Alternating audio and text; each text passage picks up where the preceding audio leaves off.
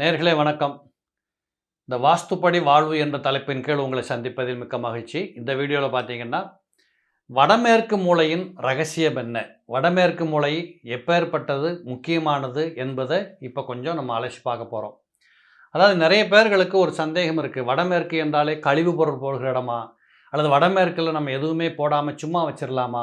வடமேற்கு விருத்திகளை கொடுக்கக்கூடிய இடமா? இப்படின்னு ரொம்ப குழப்பத்தில் இருக்கிறீங்க. வடமேற்கு மூலை மிக மிக முக்கியமான மூலை. எதற்கு ஈக்குவலண்டா தென்மேற்கு மூலை எவ்வளவு முக்கியமோ, வடகிழக்கு மூலை எவ்வளவு முக்கியமோ, அதே போல் வடமேற்கு மூலை மிக முக்கியமான மூலை என்பதை புரிந்து கொள்ள வேண்டும். எப்படி? ஒவ்வொன்றா பார்ப்போம். இப்போ உதாரணத்துக்கு ஒரு வீடு கட்டுறீங்க.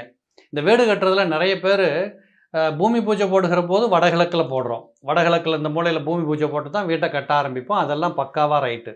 ஆனால் வீட்டை பால் காய்ச்சற அன்னைக்கு கூட நிறைய பேர் என்ன பண்ணுறாங்கன்னா, வடகிழக்கு மூலையில் தான் கொண்டு போய் அந்த ஹோமகுண்டமெல்லாம் வச்சு ஐயர்களை கூப்பிட்டு உட்கார வச்சு பூஜை போட்டு நாமளும் உட்கார்ந்து அந்த பூஜையை ஃபினிஷ் பண்ணுறோம்.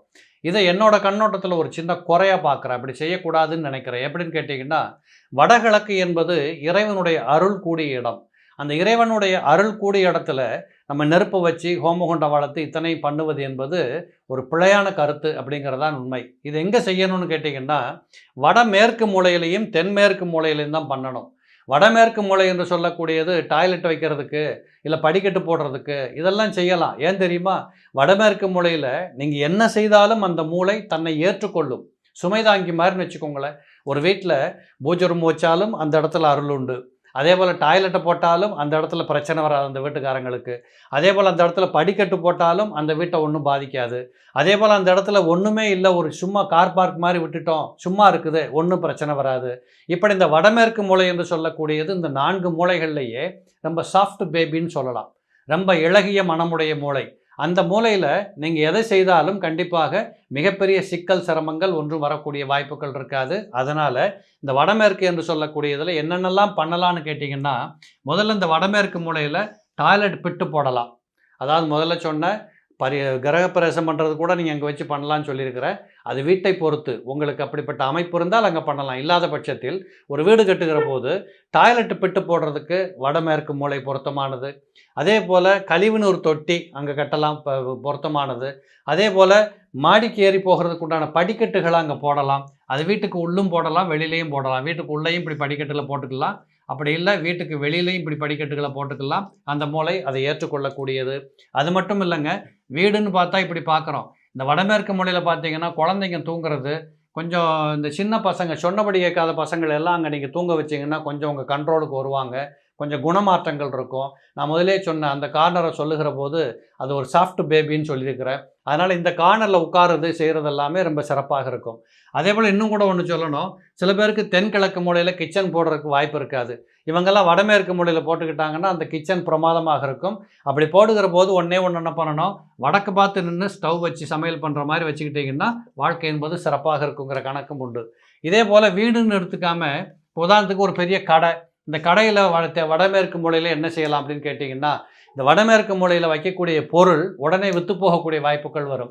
ஒரு பெரிய ஃபேக்ட்ரி, நீங்கள் என்ன உதாரணம் ஜவுளி கடை எடுத்துக்கோமே, ஒரு பெரிய டெக்ஸ்டைல் ஷோரூமு, விலை உயர்ந்த பொருள்கள் அங்கே கொஞ்சம் தான் விற்கும். ஏன்னா ஒரு 10 சட்டை விற்கிற இடத்துல விலை உயர்ந்த சட்டை 2 தான் விற்கும். அது காமன் ஃபேக்டரு. அப்படிப்பட்ட இடத்துல கூட, அந்த மாதிரி கடைகளில் கூட வடமேற்கு மூலையில் நீங்கள் மிக உயர்ந்த, விலை உயர்ந்த அல்லது விற்காத, முடங்கி போன இப்படிப்பட்ட பொருட்களை கொண்டு போடுகிற போது அது உங்களுக்கு பைசாவாக மாறி போயிடும். கடகடன் விற்று போகக்கூடிய வாய்ப்புகள் கண்டிப்பாக உண்டு. இதே போல் ஒரு ஃபேக்ட்ரின்னு எடுத்துக்கிட்டிங்களேன். இந்த ஃபேக்ட்ரியில் பார்த்தீங்கன்னா வடமேற்கு மூலையை ஒரு ஸ்டோர் ரூமாக பாவிக்கலாம். அதான் என்னது, ரா மெட்டீரியல் ஸ்டோர் ரூமாக பாவிக்கலாம். இந்த ரா மெட்டீரியலுங்கிறது என்னது, நீங்கள் ப்ராடக்ட் பண்ணுற அந்த மெட்டீரியலுக்கு, அந்த பொருளுக்கு தேவையான உபப்பொருள்கள்.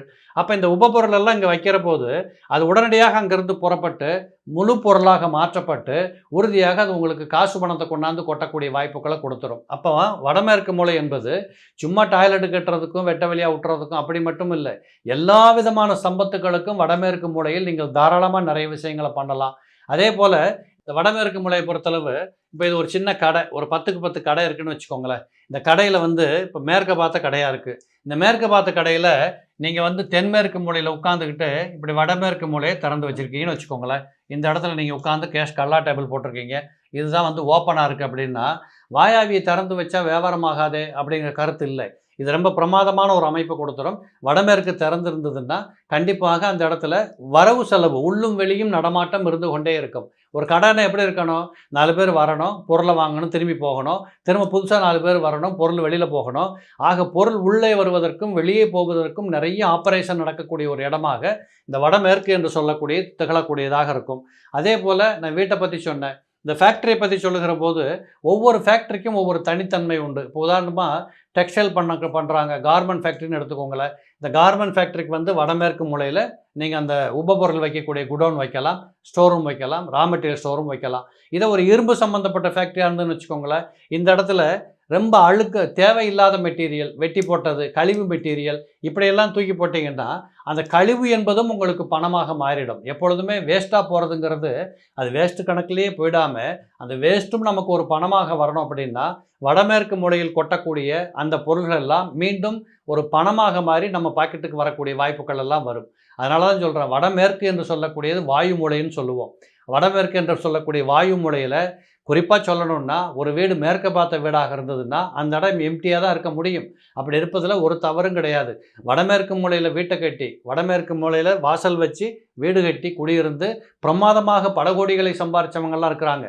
சில பேருக்கு ஒரு கருத்து இருக்குது. மேற்க பார்த்த வீட்டுக்கு போகக்கூடாது, மேற்க பார்த்த வீட்டில் குடியிருக்கக்கூடாது, மேற்க பார்த்து இருந்தால் அது சூரியன் அஸ்தமிக்கிற திசை நல்லா இருக்காது, வாழ்க்கை தேஞ்சு போயிடும். இதெல்லாம் பொருட்டில்லை, இது சொல்லவே கூடாது. அதனால் வடமேற்கு என்று சொல்லக்கூடியதும் வாழ்க்கைக்கு தேவையான மூலை. அந்த வடமேற்கு என்று சொல்லக்கூடியது திரும்ப திரும்ப நான் சொல்லுவேன், நீங்கள் எதை செய்தாலும், எந்த குற்றம் செய்தாலும் அதை ஏற்றுக்கொண்டு உங்களுக்கு நன்மை செய்யக்கூடிய ஒரு கார்னர் இருக்குன்னா அது வடமேற்கு கார்னர். அதுதான் சாஃப்ட் பேபின்னு ஒரு வார்த்தையை போட்டேன். வடமேற்கு மூலை என்பது மிக முக்கியமானது. நீங்கள் தாராளமாக பயன்படுத்தலாம், ஒரு குறையும் வராது. நேயர்களே, மீண்டும் நாம் இன்னொரு வீடியோவில் சந்திப்போம். நன்றி, வணக்கம்.